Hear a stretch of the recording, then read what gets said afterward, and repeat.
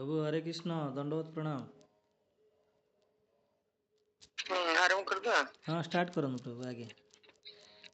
हाँ ठीक है।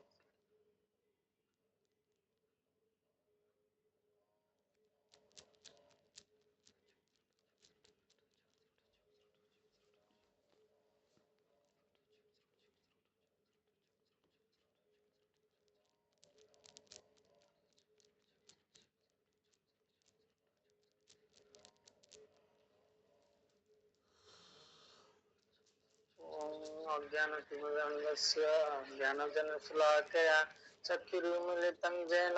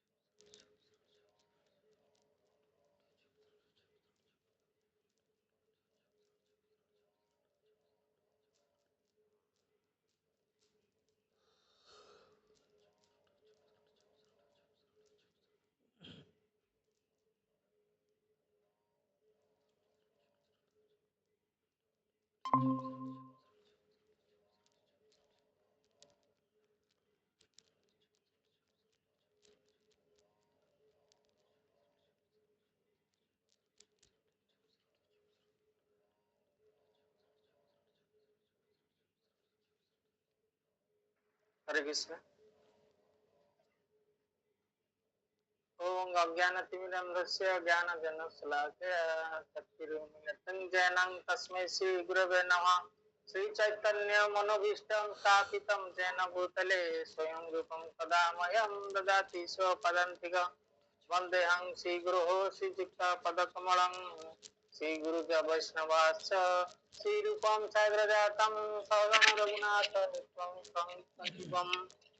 सागतं सावधूतं परिजन सहित कृष्ण चैतन्य देवं श्री राधा कृष्ण पादान सहगण ललिता श्री विशाखा नित्यश्च हे कृष्ण करुणा सिंधु दीनबंधो जगत्पते गोपेश गोपिका कांत राधा कांत नमस्तुते तप्त कांचन गौरांगी राधे वृंदावनेश्वरी वृषभानुसुत देवी प्रणमामि हरिप्रिये वाञ्छाकल्पतरुभ्यश्च कृपा सिन्धुभ्येव च पतितानां पावनेभ्यो वैष्णवेभ्यो नमो नमः।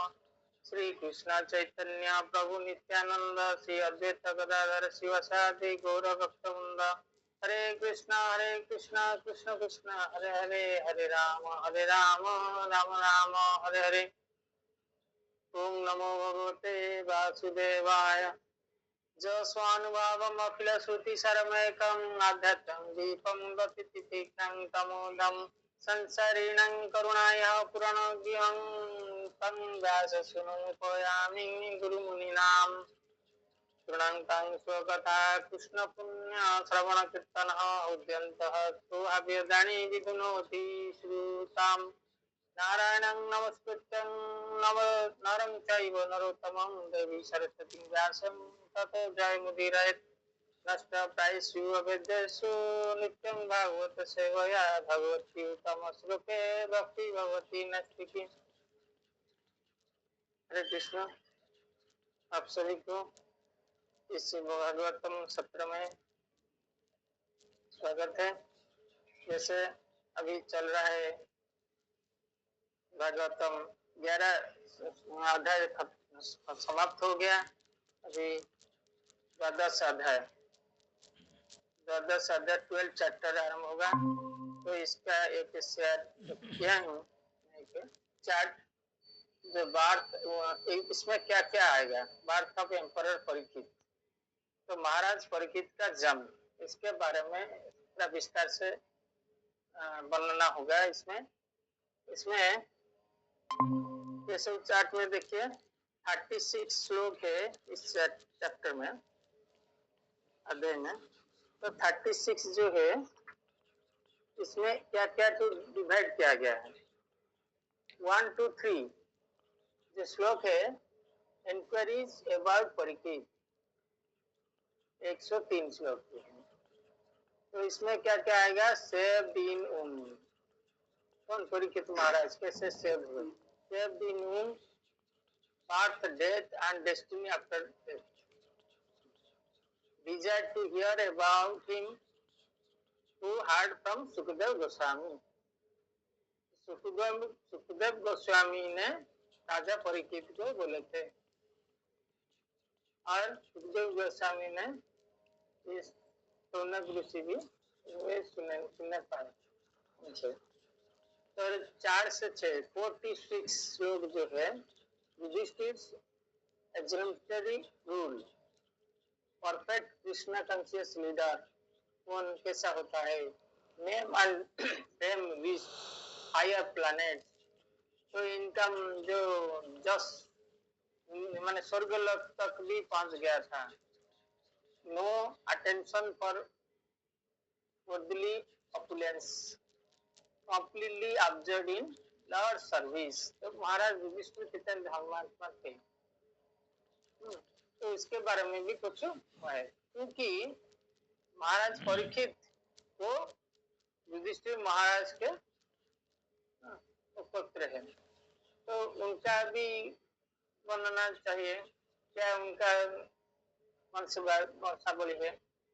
तो 7 to 11 कृष्णा प्रोटेक्ट्स परीक्षित इन ओम। ये बहुत इंटरेस्टिंग श्लोक आएगा, कैसे भगवान कृष्ण ने परीक्षित महाराज को बचाए उनके माता जी के गर्भ से, गर्भ में। और परीक्षित सेम सुप्रीम लॉर्ड इन ओम। देखिए, जन्म होने से पहले परीक्षित महाराज भगवान को देखते हैं गर्भ में। ऑल गुड साइंस ऑफ जुडिया, तो शुभ लक्षण सब था। भगवान चाहेंगे सब तो पोजीशन ले जाएंगे, ग्रह नक्षत्र सब। लॉर्ड्स फीचर्स इन ओम, तो क्या क्या उसमें गुण है भगवान के, सब दिखाई दिए उनको। Heart of Brahmastra, counter attack कैसे भगवान किए ब्रह्मास्त्र में। लॉर्ड डिसअपियर्स, भगवान अब उनका ध्यान हो गया। 12 to 15 सेरेमनी ड्यूरिंग बर्थ। तो जब क्या हुआ था, जन्म होने के बाद Yudhishthira arrange purificatory processes, spotless child protected by Lord to oblige destiny of Yudhishthira, gave charity, Brahman is satisfied। ये सब आएगा 16 से 29, 16 to 29।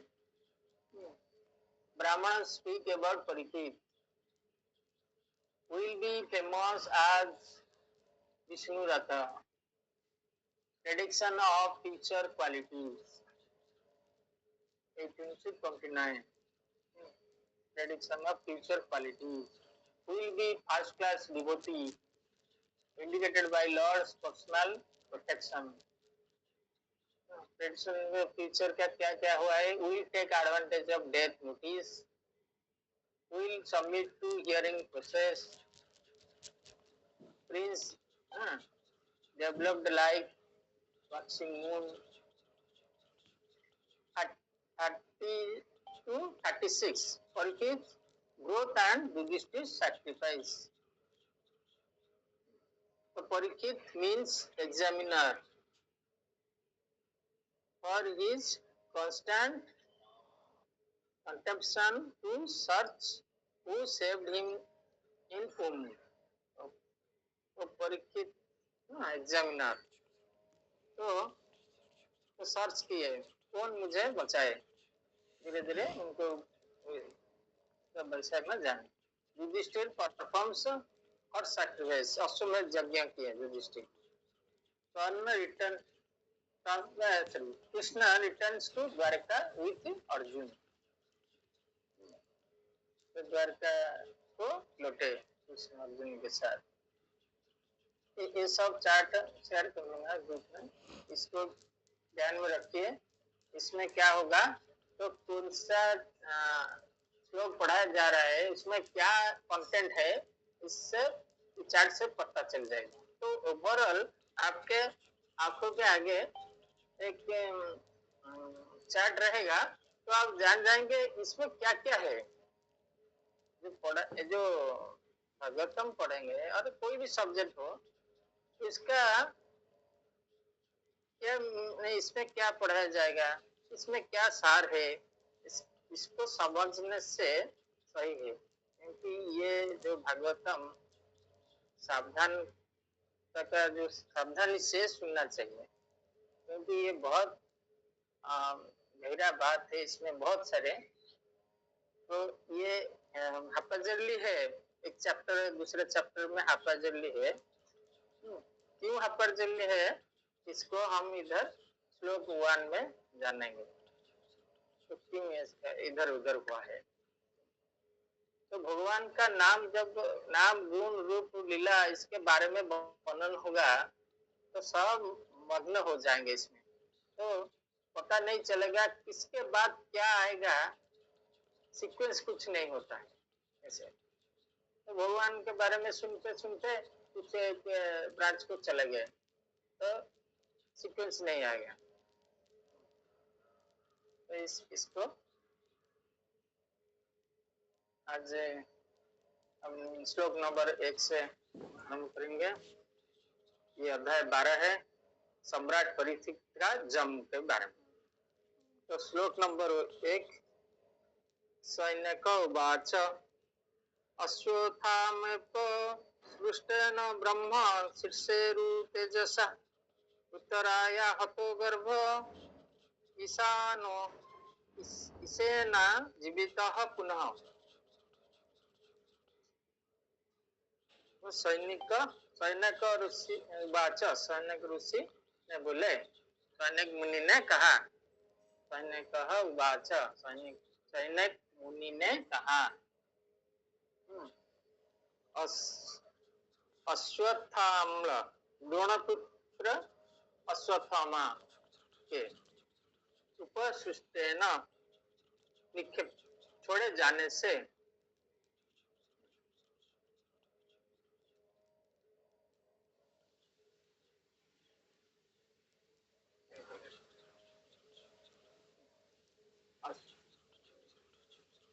तो सैनिक उवाच, सैनिक मुनि ने कहा, अश्वत्थामा द्रोण के पुत्र जो है, उपसृष्टेन छोड़े जाने से ब्रह्म शिष्या अजय ब्रह्मास्त्र पुरु तेजसा उच्च ताप से उत्तरा परीक्षित की माता का अतः नष्ट हुआ गर्भ है। इसे न परमेश्वर द्वारा, ईश्वर मीन्स परमेश्वर, इसे न परमेश्वर द्वारा आजीवित जीवित कर दिया गया, पुनः फिर से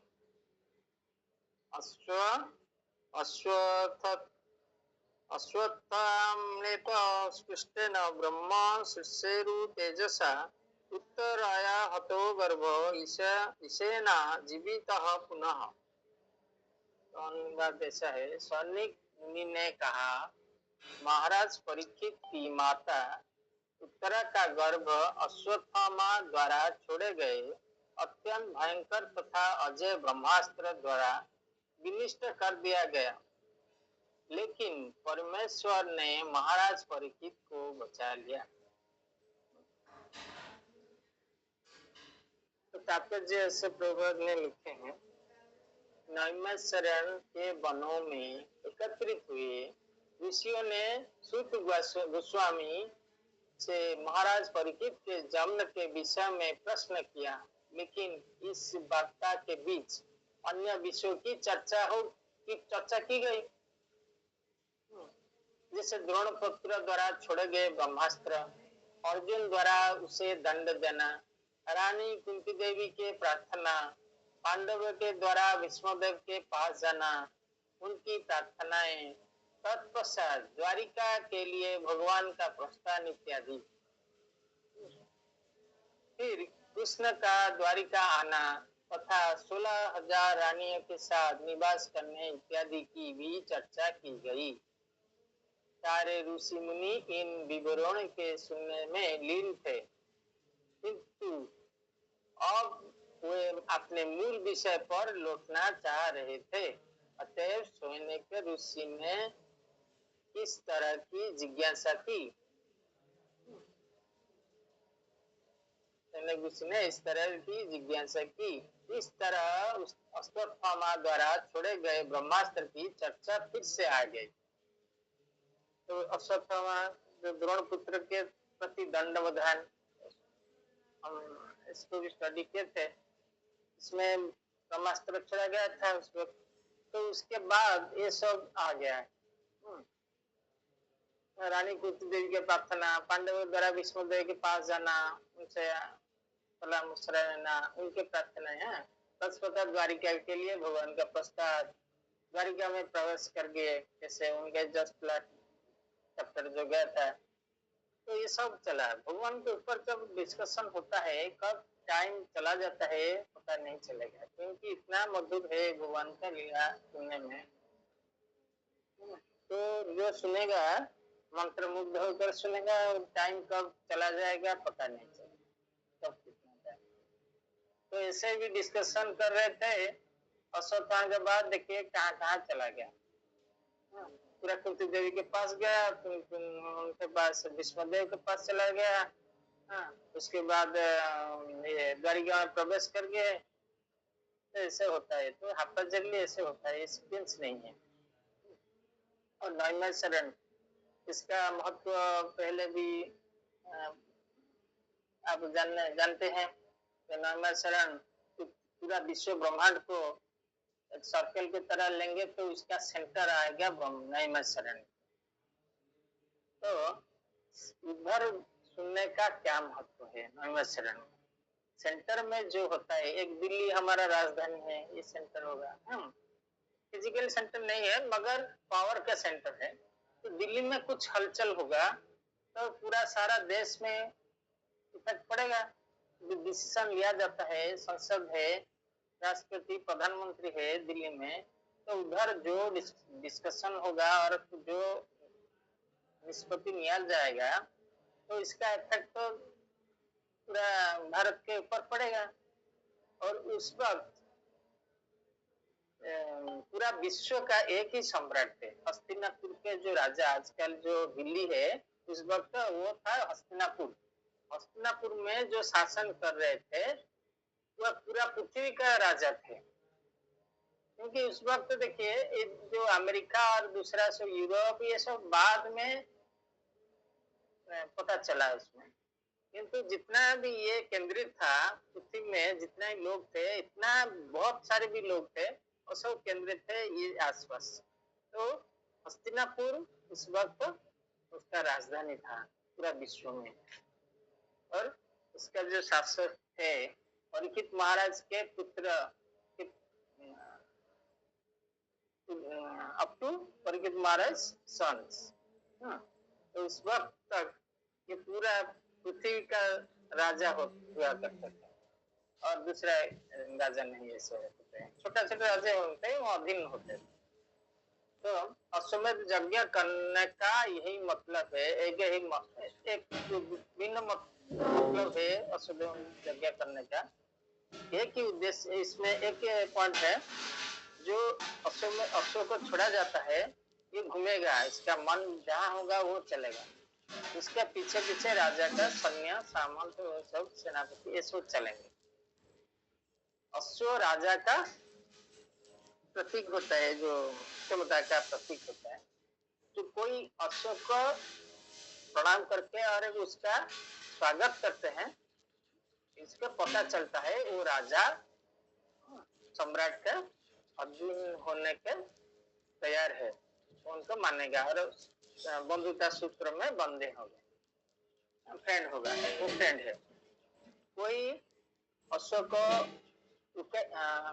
बाधा देगा, जाने के लिए बाधा देगा, उसको बंदी बनाने लगा, तो सम्राट का अवहेलना मानकर उनके साथ युद्ध करेंगे।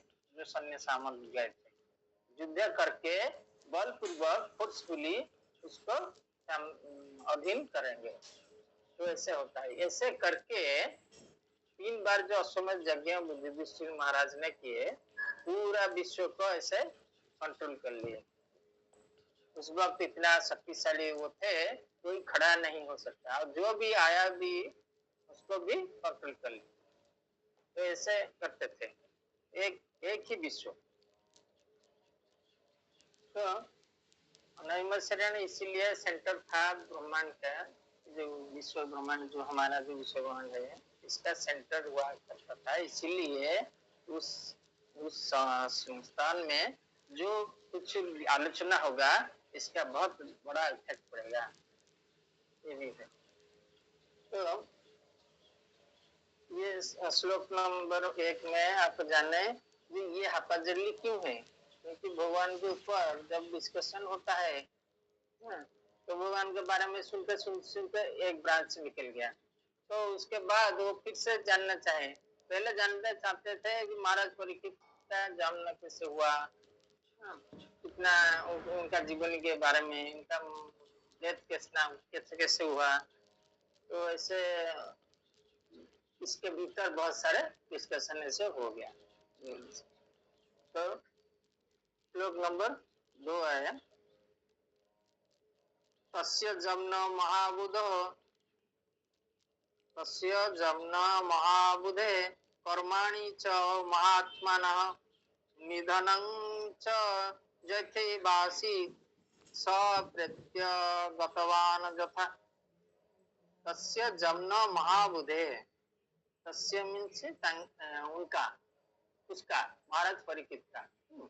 तस्य जम्न, जम्न जम्न होता है महाबुधे, अत्यंत बुद्धिमान का।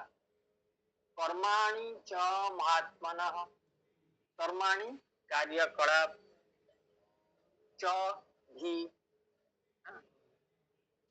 महात्मन महान, महान महान महान, उसी जो महान महान जो है भक्त है, महान भक्त है। निधनं च जय, निधनं च जैते वासित, निधनम मृत्यु, च तथा, यथा जिस प्रकार, एवं निसंदेह असित हुआ, सह वह। तो देखिए इसमें क्या, निधनं च जैत्यवासी, निधनं च जैत्यवासित, तो कितना मीनिंग आया। तो इसके बाद प्रेय, प्रत्यय प्रत्यव्रतवान यथा, प्रत्यय मृत्यु के पश्चात गंतव्य, गतवान प्राप्त किया, यथा जिस तरह। तो इसका अनुवाद ऐसा है, अत्यंत बुद्धिमान तथा महान भक्त महाराज परीक्षित इस गर्भ में कैसे उत्पन्न हुए, उनकी मृत्यु किस तरह हुई, और मृत्यु के बाद उन्होंने कौन सी गति प्राप्त की। कितना क्वेश्चन है, देखिए 3 क्वेश्चन। गर्भ में कैसे उत्पन्न हुए, मृत्यु किस तरह हुई, मृत्यु के बाद उन्होंने कौन सी गति प्राप्त की। 3 क्वेश्चन आया ये जो श्लोक में। तो ये जो मुनि ऋषि सब एकत्रित हुए थे, कौनिक ऋषि को पूछ रहे हैं, तो इसके बारे में महाराज परीक्षित हुए बारे में 3 क्वेश्चन। तो परीक्षित महाराज गर्भ से कैसे उत्पन्न हुए, उत्तरांग के गर्भ से कैसे उत्पन्न, क्योंकि ये इम्पोर्टेंट है, क्योंकि अश्वत्थामा उनको नष्ट करने के लिए ब्रह्मास्त्र छोड़ते, इसीलिए वो उनकर। तो महाराज उस गर्भ से कैसे उत्पन्न हुए, इस गर्भ को नष्ट करने के लिए ब्रह्मास्त्र, महान अस्त्र जो ब्रह्मशीर अस्त्र किया गया था। तो उनकी मृत्यु किस तरह हुई, जो साधु संत होता है उनका जन्म और मृत्यु ये इम्पोर्टेंट है। उनका जन्म दिव्य होता है, मृत्यु भी ऐसा दिव्य होता है। तो मृत्यु कैसे तरह हुए और मृत्यु के बाद उन्होंने कौन सी गति प्राप्त की, ये क्यों क्वेश्चन पूछ रहे हैं, ये क्वेश्चन क्यों पूछ रहे हैं? तो उनके माध्यम से सब मनुष्य को पता चलेगा।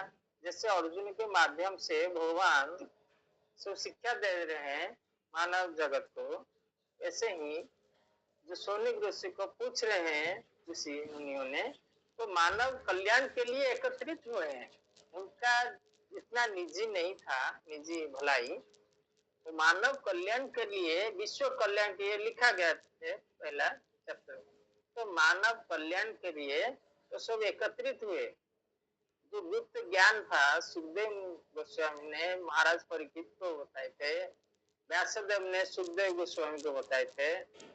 हाँ, तो ये सब गहरा ज्ञान ये तो सीमित हो गया होता, मगर ये जो नैमिषारण्य में ऐसे डिस्कशन हुआ, ये सब भागवतम में विस्तार से वर्णना है।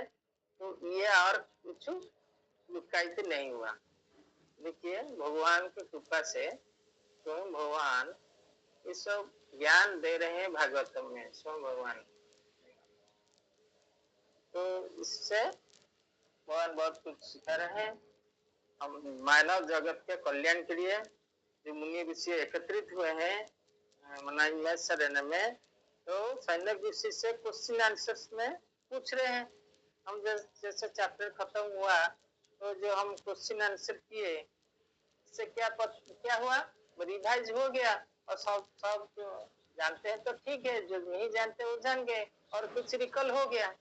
जैसे जो क्वेश्चन पूछते हैं मुनि ऋषि का, क्वेश्चन जो पूछते हैं मानव कल्याण, उनका एक ही काम है, भगवान का ध्यान करके मानव कल्याण है लिए क्रिया करना है। तो ये इसलिए संसार तो चल रहा है। कुछ मुनि ऋषि ऐसे भक्त, शुद्ध भक्त, उनके द्वारा तो संसार चल रहा है। उनका तो एक ही लक्ष्य है, भगवान के सेवा करके मानव के कैसे कल्याण। तो तात्पर्य ऐसे प्रभुपाद ने कम से कम महाराज परीक्षित के पुत्र के जीवन काल तक हस्तिनापुर, अब दिल्ली है जो, राजा सारे विश्व का सम्राट होता था। महाराज परीक्षित की रक्षा उनकी माता के गर्भ से भगवान के द्वारा की जा चुकी थी। अतएव वो एक ब्राह्मण पुत्र के शाप से, अकाल मृत्यु से तो निश्चित ही बचाए जा सकते थे। देखिए ये क्या है, इसका कहानी तो आप जानते होंगे, फिर से दोहराएंगे। जो लिखा है, अतएव एक ब्राह्मण भगवान के द्वारा, उनका रक्षा भगवान स्वयं किए। तो उनका तो रक्षा, ब्राह्मण पुत्र जो साथ दिए थे जो अकाल मृत्यु के लिए 7 दिन में मृत्यु हो जाएगा, उसको भी भगवान चाहते तो बचा सकते थे। वो प्रार्थना किए करने से, तो प्रार्थना करेंगे करने से वो तो भगवान भी बचा लेते, क्योंकि वो शुद्ध भक्त हैं, मगर नहीं की। तो ये क्या कहानी है, ये इसका जो मृत्यु हुआ इसके पीछे जो स्टोरी है वो तो सब जानते हैं आप, फिर भी थोड़ा शॉर्टकट में बता लेते हैं। तो महाराज परीक्षित तो ब्राह्मण पुत्र का जो शाप मिला, ऐसे ये सब घटना हुआ ना। महाराज परीक्षित शिकार के लिए गए थे। एक दिन महाराज परीक्षित वन में शिकार करते करते बहुत थक गए। उन्हें भूख और प्यास लगी थी। भ्रमण करते हुए वो महान ऋषि श्रमिक ऋषि के आश्रम पहुंचे। श्रमिक ऋषि याद रखिए। तो भ्रमण करते करते श्रमिक ऋषि के आश्रम पहुंच गए। उस समय श्रमिक ऋषि गहन ध्यान में लीन थे, इसलिए उन्होंने राजा का स्वागत नहीं किया और कोई उत्तर भी नहीं दिया। तो ध्यान करते हैं, जब आप जॉब कर रहे हैं, कोई पूछेगा आप तुरंत आंसर नहीं देंगे, क्योंकि आप ध्यान कर रहे हैं। वो भी भगवान के ध्यान में लीन है। तो इसलिए वो राजा का स्वर नहीं सुने, और सुनते हुए भी वो तो ध्यान कर रहे हैं ना भगवान का, तो इम्पोर्टेंट है। तो शायद ये नहीं सुने या नहीं, इनको सुनाई भी नहीं दिया क्योंकि ध्यान में लीन हो गए थे। तो इसको राजा को यार इधर भूख प्यास लग रहा था। तो उस समय स्वामी हुसैन वहां गहन ध्यान में लीन थे, गहन ध्यान में, इसलिए उन्होंने राजा का स्वागत नहीं किया और कोई उत्तर भी नहीं दिया। देखिए उस वक्त महाराज जो होते, राजा होते हैं, तो भगवान का प्रतिनिधि होते हैं, और ये तो पुण्यात्मा राजा है, भगवान का प्रिय है। तो ऋषि मुनियों भी उनका स्वागत करते हैं, वो मुनि ऋषियों को भी सम्मान देते हैं, और ऋषि मुनियों भी उनको सम्मान देते हैं, क्योंकि वो भगवान का रिप्रेजेंटेटिव है, इसलिए राजा। तो राजा से भूल हो गई, क्या भूल हो गया ना, महाराज परीक्षित के पास, महाराज परीक्षित को लगा कि ऋषि उनका अपमान कर रहे हैं। ये क्यों आया उनके मन में, शुद्ध भक्त के मन में कुछ भी आ सकता है। ये क्या है कि कलिजुग का प्रभाव इसमें पड़ गया, जो बोला जाता है इसका भी कारण है। तो सुवर्ण मुकुट जो पहने थे इसमें कली बैठ गया, जब एंटर किया तो कंडीशन हुआ था कली कहाँ कहाँ रहेगा। इसमें एक था स्वर्ण था इसमें, तो स्वर्ण मुकुट था उनका मस्तक में, तो कली को एंटर कर गया। तो सूर्य खोज रहा था कैसे उनको समाप्त किया जाए, क्योंकि ये रूढ़ा है, ये हमारा कार्य में रूढ़ा करेंगे महाराज। तो ये क्या हुआ, सुजोग देखकर उनका मस्तिष्क में बैठ गया, कैसे ना मुकुट में बैठ गया। तो इसे इसलिए उनका भूख प्यास लग रही थी, उनका बुद्धि भ्रम हो गया, तो ऋषि का अपमान कर दिए। यानी कोप में आकर उन्होंने पास में पड़ी एक मरी हुई सर्प देह को धनुष से उठाकर ऋषि के गले में डाल, फिर वहां से चल गए। तो कली का प्रभाव देखिए कितना, ये सब लीला है भगवान का। तो उनके तरह जो इतना धर्मात्मा है राजा, ये भी कर लिया, उस वक्त कली का प्रभाव आ गया उनके ऊपर, फिर वहां से चले गए। कुछ समय के बाद अपनी गलती का पश्चाताप हुआ। शुद्ध साधु होंगे, कुछ गलती हो गया भी तो तुरंत जान लेते हैं, भगवान को प्रार्थना करते हैं क्षमा करने के लिए। उनका पश्चाताप भी हुआ। ऋषि पुत्र श्रृंगी का क्रोध हुआ गया, तो सम्यक ऋषि के पुत्र श्रृंगी, तो श्रृंगी उनका पुत्र का नाम है, श्रृंगी सम्यक ऋषि के पुत्र का नाम। तो तेजस्वी ब्रह्मा कुमार थे, जैसे पिता पुत्र, ये विक्रम नहीं थे। जब उन्हें पता चला कि राजा ने उनके पिता का अपमान किया है, तो वे अत्यंत क्रोधित हो गए। कैसे पता चला, दूसरे जो आश्रम में थे वो देख लिए थे, राजा बाहर निकल कर जा रहे थे, तो पता चल गया। और कोई नहीं आया, राजा अभी गए हैं, तो डायरेक्ट नहीं देखे, किंतु ये बोल दे कि नहीं राजा निकल के जा रहे थे, उन्हें देखे, तो पता चल गया उनका तो दिव्य दृष्टि भी होता है, तो ध्यान करने से पता चल जाता है कौन आया था, पूरा फिल्म के जैसे देख लेते हैं। तो उन्होंने हाथ में जल लेकर साफ दिया। क्या साफ दिया, जिस राजा ने मेरे पिता का अपमान किया है उसे आज से 7वें दिन तक्षक सर्प दस लेगा। देखिए कितना कठोर साफ। तो स्वामी देखिए वो तो भूल के, ये भी देखिए माने जानते हैं राजा से इतना क्रोध आ गया उनको, तो साफ दे दिया मानने के लिए। तो ये सब भगवान की लीला है और कुछ नहीं। तो श्रमिक ऋषि को दुख हुआ। जब श्रमिक ऋषि ने उसी को यह पता चला कि सचमुच ऐसे शाप दे दिए उनके पुत्र ने, तो बहुत दुखी हुए।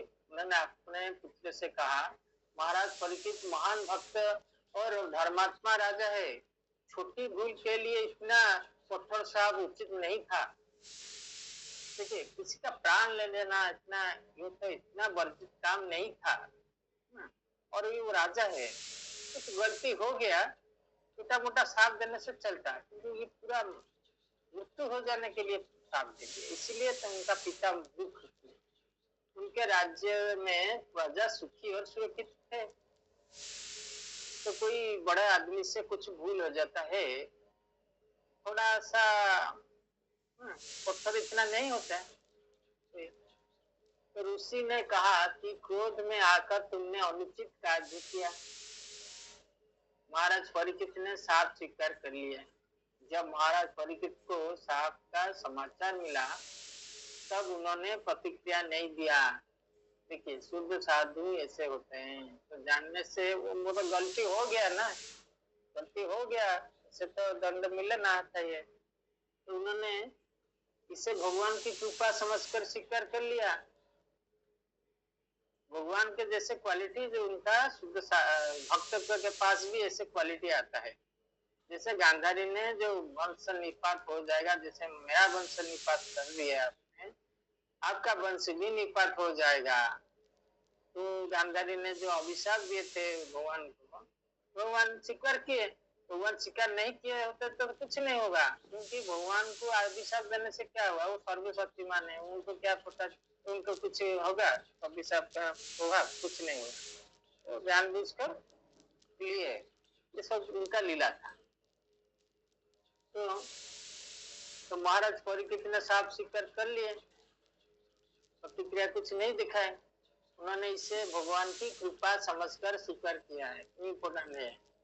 थोड़े शुद्ध साधु में कुछ प्रॉब्लम हो गया उनको, तो सोचते हैं कि भगवान का इच्छा है और कृपा है, उनका पैर टूट जाएगा, तो वो क्या सोचेंगे, कैसे सोचेंगे, दूसरा कोई होगा तो भगवान बहुत निष्ठुर है, मेरा पैर टूट गया, मैं भगवान को नहीं और ध्यान नहीं करूंगा, वैसे मुझे दंड मिला, क्यों नहीं मुझे उद्धार किया, ऐसे जो साधारण जो है ऐसे बोलेंगे। अगर शुद्ध साधु बोलेंगे तो अच्छा है, पैर टूट गया, मैं इधर उधर घूम रहा था, मैं ध्यान नहीं कर पाया था, जब भी नहीं हो रहा था, तो अभी क्या है, मैं एक जगह बैठकर ध्यान करूंगा, तब करूंगा और श्रवण करूंगा और कुछ पढ़ाई भी करूंगा, तो खुशी होगा। तो ये भगवान का कृपा समझकर किया। तो ऐसे महाराज परीक्षित ने सोचा कि ये भी कृपा हो गया मेरे ऊपर। तो उन्होंने राज्य त्याग दिया और गंगा तट पर बैठकर मृत्यु की तैयारी करने लगे।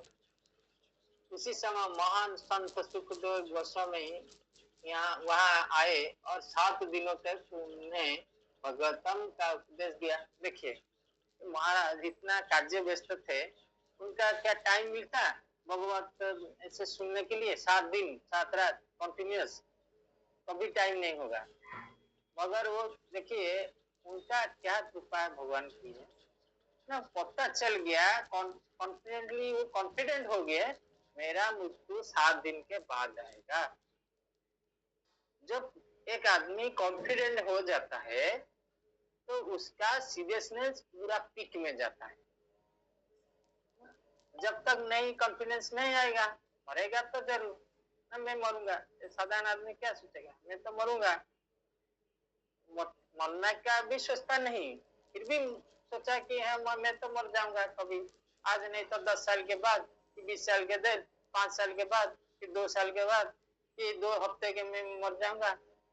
तो इसमें गारंटी नहीं है, वो ठीक से नहीं जान पाता है कि कब मैं मरूंगा।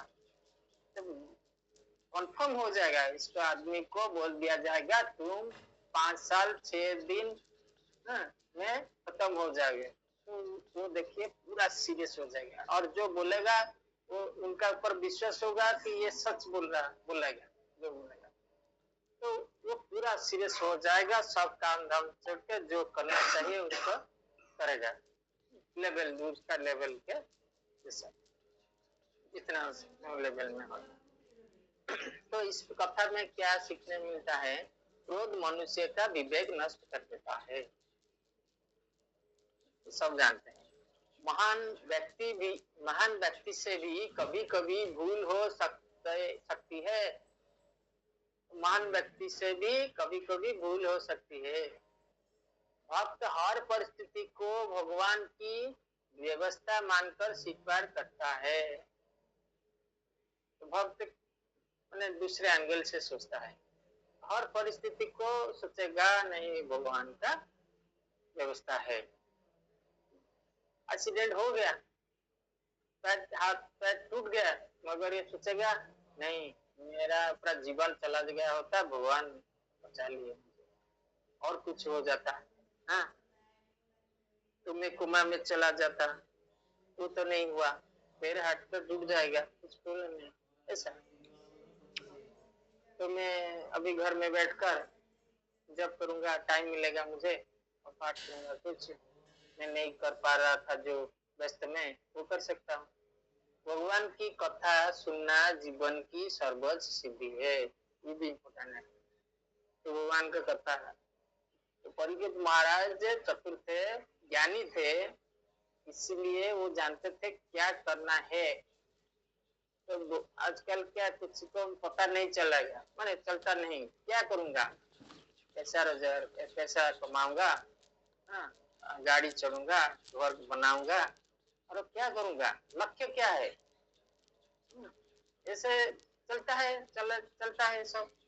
हाँ, पैसा जितना कमाता चलता है, नशा हो गया पैसा कमाना, हाँ, उसके बाद गाड़ी घोड़ा घर जमीन खरीदना, ये सब चलेगा, इसमें क्या करेगा, कभी सोचता है नहीं, ये घोड़े मशीन की तरह चलता है। तो क्या करना है भगवान के ऊपर सोचना है, ये नहीं सोच पा रहा, ये सब होता है।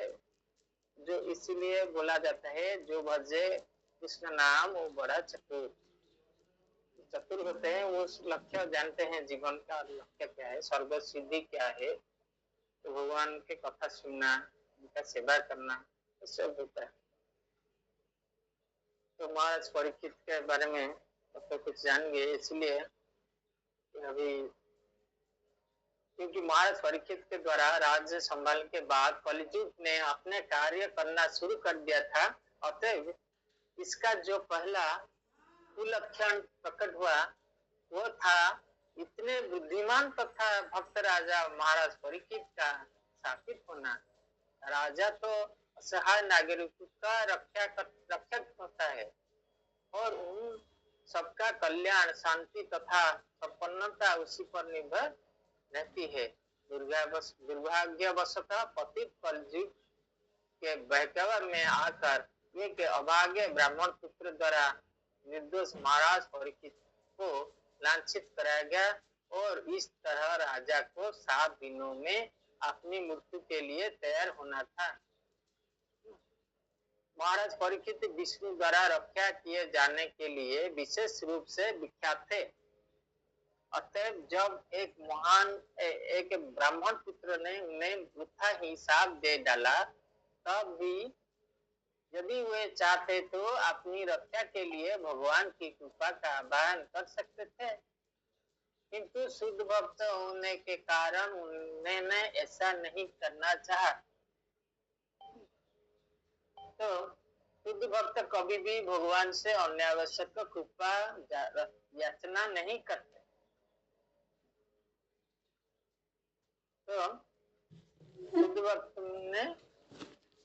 शुद्ध भक्त जो होते हैं भगवान से अनावश्यक कृपा याचना नहीं करता, अपने प्राण को बचाने के लिए। और दूसरा देखिए, शुद्ध भक्त जो होते हैं उनका लेवल इतना हाई होता है, अपने के लिए कभी वो नहीं मानते भगवान को, इसलिए तो भगवान के बहुत प्यारे होते हैं।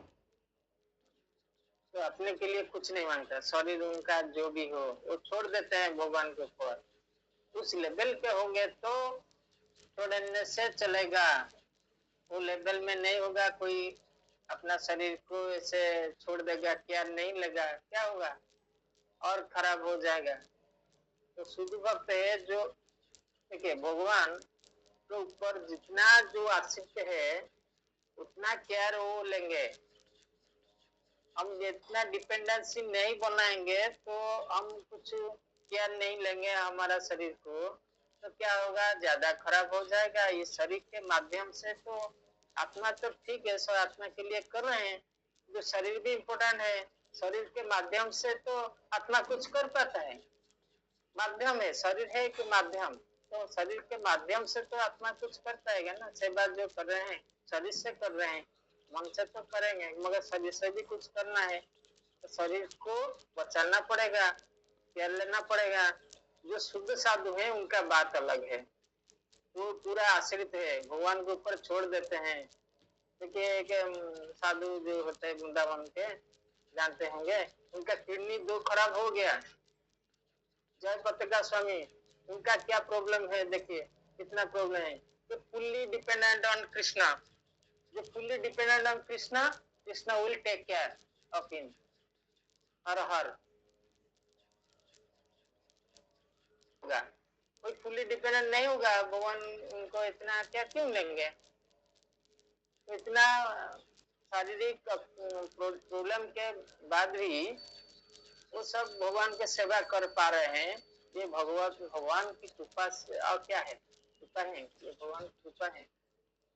तो कुछ अपना शरीर का ध्यान लगना पड़ेगा, नहीं तो डिपेंडेंसी बनाना पड़ेगा भगवान के ऊपर, इतना डिपेंडेंसी बनाना पड़ेगा कि खुद भगवान सहायता के लिए आ जाए और डायरेक्ट सहायता करें। तो इसलिए वो आत्मा जो है शरीर के माध्यम से ही काम कर सकता है। तो आत्मा जो सोचता है कि भगवान का सेवा करूं, कुछ काम करूं, ये शरीर के माध्यम से होता है। तो दोनों को बैलेंस करके करना पड़ेगा सब कुछ। तो महाराज देखिए, महाराज परीक्षित के ऊपर तो कलियुग प्रभाव विस्तार किया। कलियुग इतना खराब है पद्मा से, ये इस ब्राह्मण पुत्र को भी, बुद्धि को भी भ्रष्ट कर दिया। अरे महाराज जाने धर्मात्मा महाराज है, बड़े आदमी है महाराज, के भगवान का प्रतिनिधि है, उससे तो महाराज तो गुस्सा होकर ऐसा किए के प्रभाव से, ये भी गुस्सा हो गए। सोचा नहीं यार, छोटा मोटा तो दंड दे सकते थे, इतना बड़ा दंड तो मृत्यु दे दिए, ये भी सही बात नहीं है। उनका पिताजी गुस्से में नहीं थे, इसलिए तो जान पाए। बुद्धि तो भ्रष्ट कर देता है, बुद्धि ज्ञान को भ्रष्ट कर देता है, बुद्धि को भ्रष्ट कर देता है क्रोध। उनको पिताजी ठंडे दिमाग से सोचकर उनको बताया, नहीं आप तो भूल कर दिए। महाराज को धर्मात्मा है, उनको ऐसे साहब नहीं देना चाहिए।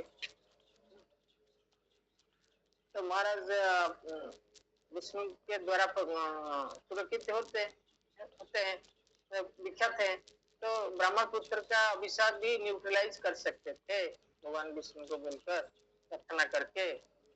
शुद्ध साधु का इतना शक्ति है, तो प्रार्थना किए होंगे तो जरूर भगवान बचाते, और ऐसा नहीं किए, क्योंकि आलतू फालतू ऐसे काम से देखिए वो जानते हैं मैं मरूंगा कभी ना कभी, ये कलियुग मुझे ऐसे डाले, फिर से डालेगा, मेरे से भूल करेगा, तो बेहतर है मैं चला जाता हूँ। जबरदस्ती रहने से वो फिर से बहुत सारे भूल का काम कराएगा, जो सोसाइटी के लिए प्रॉब्लम होगा, मेरा एग्जाम्पल खराब हो जाएगा।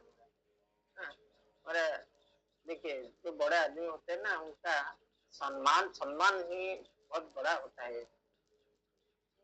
चैतन्य महाप्रभु तो देखे कि उनके बाद कोई नहीं गुरुत्व नहीं दे रहे हैं, इसके बाद वो डिसाइड किए मैं सन्यास हो ले जाऊंगा, सन्यास हो जाऊंगा।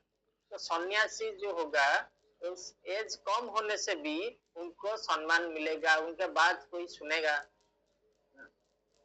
तो सन्यास इसलिए बहुत 24 साल में सन्यास लगे। इसलिए तो सन्यासी होने से क्या होगा, उस वक्त तो सन्यासी को बहुत लोग मानते थे, उनको सम्मान देते थे। सन्यासी न होने से उनका बात, जितने ज्ञानी भी हो उनका बात कोई नहीं सुनता था, इतना इम्पोर्टेंस नहीं दे रहे थे। उनका विरोधाचरण, उनका जो फ्रेंड्स है वो भी विरोध कर रहे थे, ऐसे होता है बस। तो महाराज परीक्षित को ज्ञान था और अन्य लोगों को भी पता था कि ब्राह्मण पुत्र द्वारा दिया शाप अवैध है, किंतु वो इसका उसका प्रतिकार नहीं करना नहीं चाहते थे, क्योंकि वो वे यह भी जानते थे कि कलियुग का शुभारंभ हो चुका है, कलियुग का शुभारंभ हो चुका है और इस युग का पहला लक्षण भी अत्यंत प्रतिभावान ब्राह्मण जाति के पतन के साथ प्रकट हो चुका है। ब्राह्मण के पतन कलियुग में हो गया। तो उस वक्त ब्राह्मण बहुत कठोर साधना कर रहे थे, उनके मुंह से निकल गया, जैसे तेजस्वी ब्राह्मण सोचते थे, मुंह से निकल गया जैसे स्वामी ऋषि के पुत्र, मुंह से निकल गया वो हो गया, फलवती हो गया, इससे बहुत शक्ति है।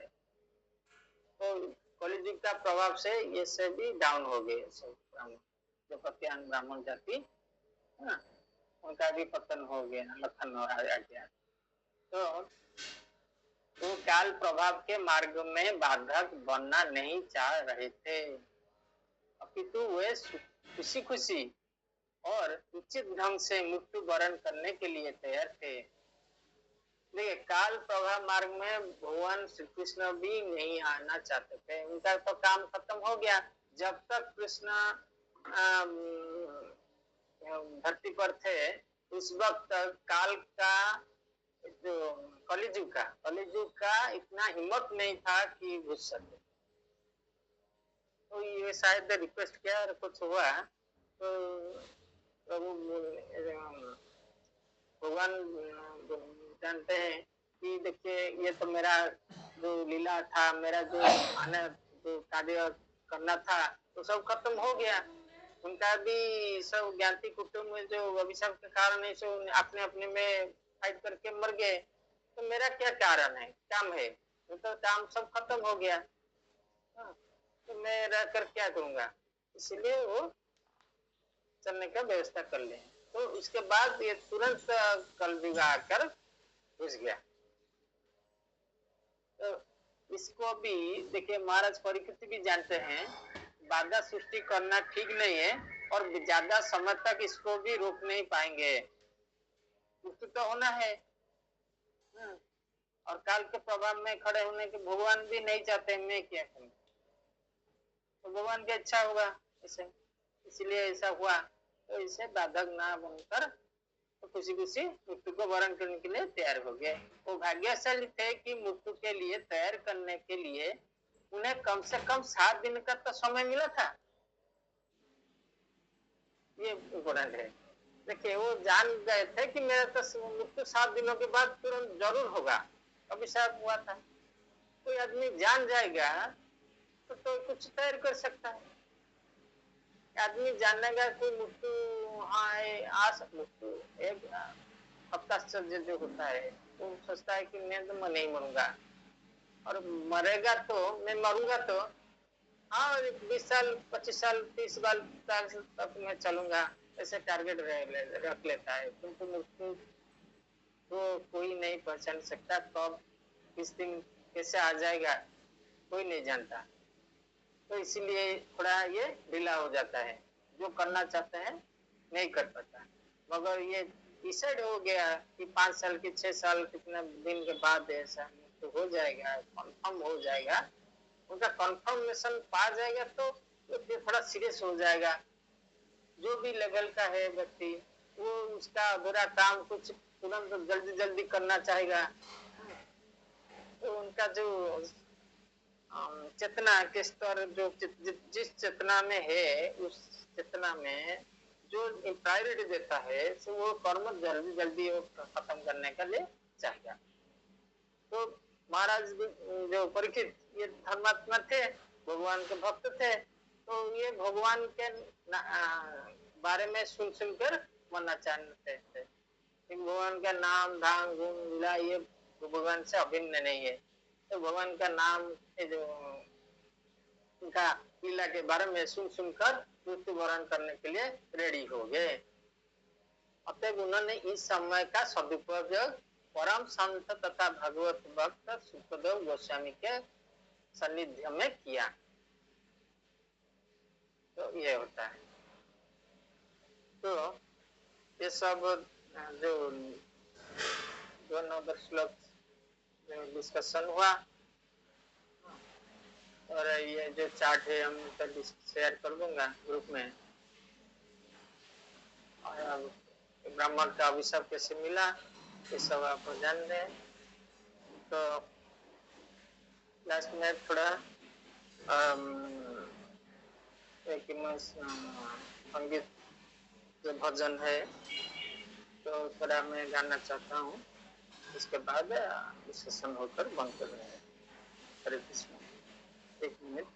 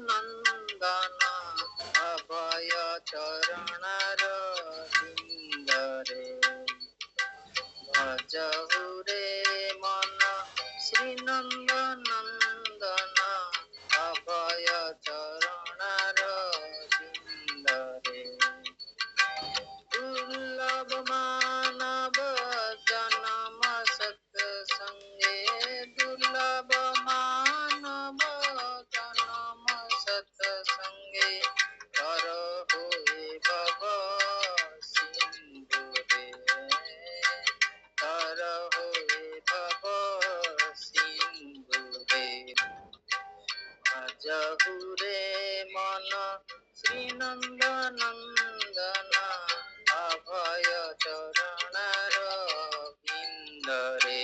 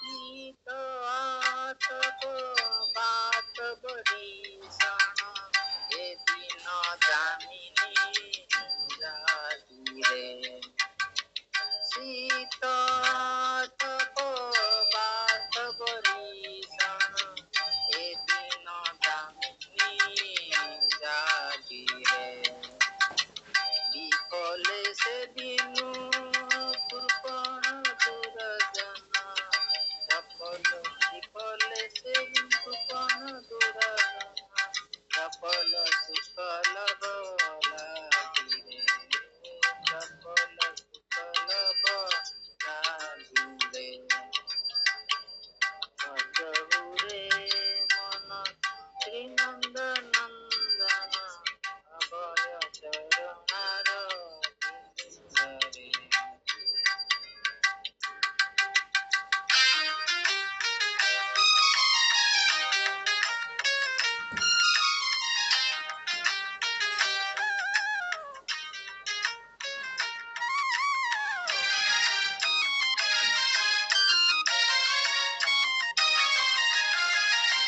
धन यौवन पुत्र परिजन इसे कियाचे पर हे धन यौवन पुत्र परिजन इसे कियाचे पर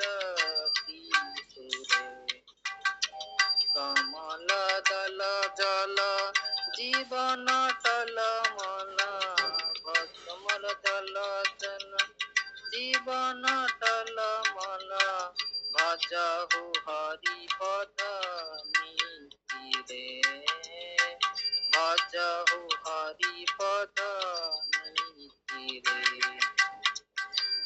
जहु रे मन श्री नंद नंदन अभय चरणार बिंदरे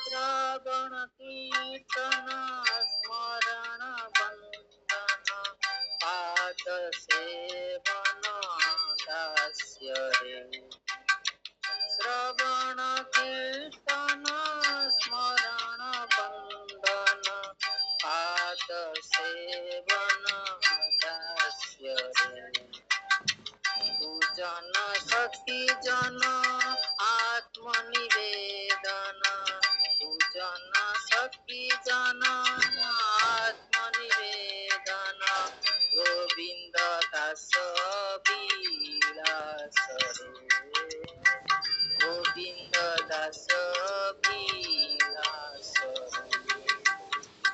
भजहु रे मन श्री नंद नंदन अभय चरणार बिंदरे भजहु रे मन श्री नंद नंदन अभय चरणार बिंदरे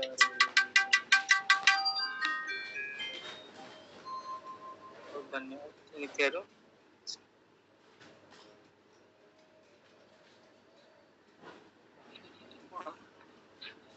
अनुरोध करी सुशांत प्रभु आपण किसी को हरे कृष्ण प्रभु दंडवत प्रणाम बढ़िया पूरा एकदम आपण भजनटा बहुत बढ़िया बहुत भल लगे आज भी जो आलोचना रखिले बहुत सुंदर एक्चुअली तेणु भगवान पूरा जी डिपेंड हुआ सी समस्त व्यवस्था करती आपड़ अति सुंदर आलोचना रखिले तेणु आपको आज अशेष धन्यवाद कृतज्ञता दंडवत प्रणाम हरे कृष्ण श्यामकृष्ण प्रभु आपण जल्दी से फ्री थे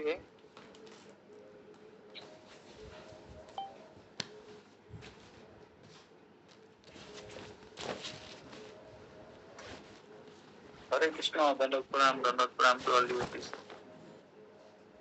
बढ़िया आज क्लास ये करते आज नुआ चैप्टर आरंभ है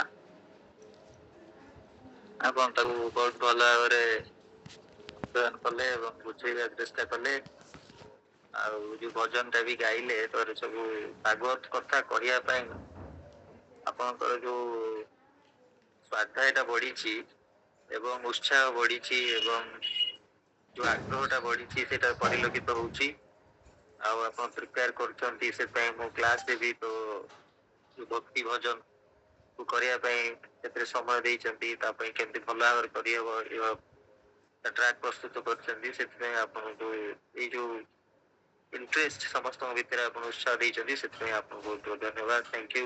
हरे कृष्ण।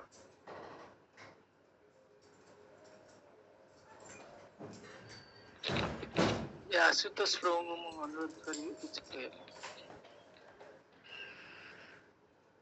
हरे कृष्ण प्रभु, दंडवत प्रणाम, समस्त भक्त प्रणाम। आज जो द्वादश अध्याय जे आरंभ है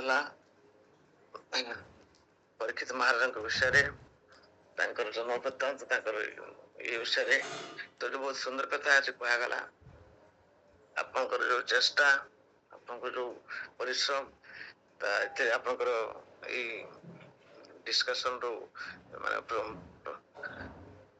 बुझा पड़ी आप जत्न कर कथाटे कहवाई बहुत किसी परिश्रम कर साधुवाद सब जीवन प्रत्येक आम भागवतम प्रत्येक अध्याय प्राय प्रत्येक अध्याय आम से जीवन मूल लक्ष्य विषय आम आमको सचेतन करने बारंबार सचेतन विभिन्न श्लोक मध्यम कोटना कोटि गोटे श्लोक मध्यम भगवान को सहित आम संबंध एवं आम कौन कर जीवन आम जीवन लक्ष्य कौन हवा उचित से संपर्क में बारंबार बारंबार विभिन्न ये कह आम से बारंबार बारंबार गोटे जगार ये कले बारंबार गोटे कथा शुणिले प्रति आस्ते आस्ते आस्ते आस्ते आस्ते आस्ते सेटा ठीक जमती अभ्यास अभ्यास से अभ्यास हेले जामर जपटा आम कौन कर कौन ना अभ्यास रखापी अभ्यास जारी रखापी जहाँफल परवर्त कौन हम ना आम से अभ्यास बल आम यदि अवचेतन मन कनसीयस नथी अनकनसीयस सबकनसीयसली आमर से जपर येटा नाम जपटा सर्वदा स्मरण हो बारंबार बारंबार जिते अधिक अधिक जप करवा ये भागवतम श्रवणटा अध्ययन श्रवण ये जो कथा ये भी से जिते बारंबार बारंबार प्रचेषा करू करू करू करू आस्ते आस्ते अभ्यास बहुत रही आमर भागवत कथा बारंबार विभिन्न कथा मन पड़ो जो प्राण काल अंतिम काल हूँ तो भगवान गुरुदेव कृपा थे बारंबार आम जो चेष्टा चली जो से चेष्टा सब